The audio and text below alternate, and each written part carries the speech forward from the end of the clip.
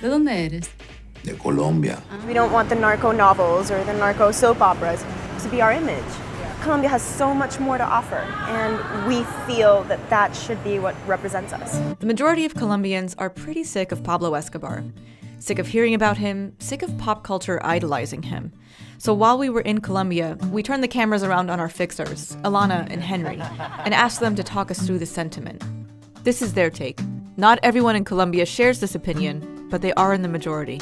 Because coming from the United States, Pablo Escobar is still somebody who's kind of like an icon. You know, we've got like our show Narcos and like there's a movie coming out, so for us it's still cool.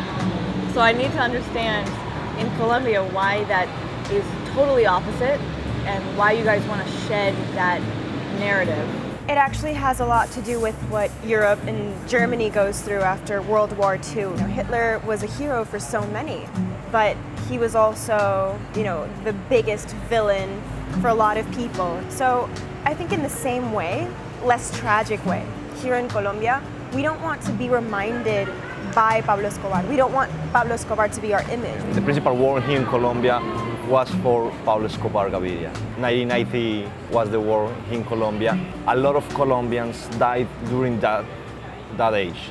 Let's pause here for a second, because what Henry is referring to is a complicated history. This is just a brief overview of it.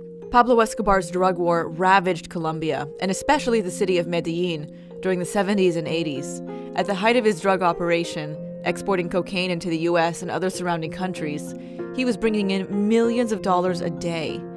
He even had a successful bid for public office, but relying on bribes and intimidation to gain his seat. But with that success came a lot of violence. Escobar ordered the murders of many government and law enforcement officials who opposed him, and beef between Escobar and rival drug cartels got increasingly worse as the money accumulated. The same conversation came up when we were interviewing Oberdan Martinez, who's very close to the history of Escobar. He now manages Parque Temático Hacienda Nápoles, a theme park built on the grounds of Escobar's old property, Hacienda Nápoles. Sí, durante muchos años nos han conocido a Colombia, pues a nuestro país en el extranjero, como el país del narcotráfico. Y lo que queremos, bien dice el dicho que quien no conoce su historia está condenado a repetirla. Nosotros no podemos negar nuestra historia, pero sí queremos lograr que el mundo nos conozca por muchas otras cosas buenas que hay en nuestro país. Como a modo de ejemplo, sería muy satisfactorio pensar que cuando hablaran en el extranjero de Colombia nos recordaran siempre el buen café, un país con mucha riqueza natural, con ríos, con una gran variedad de animales, con muchos sitios turísticos que visitar, etcétera, etcétera. Y también hubo un delincuente por allá que hizo mucho daño. On the other side of the same coin, Pablo Escobar was, and still is, lauded by some as a Colombian hero. He stepped in where the government failed on social services. He used his money earned in narco-trafficking to build homes, schools, roads, all in exchange for their support. But for many, his crimes far outweigh his good deeds. For us, it's not a Robin Hood because he killed your own people.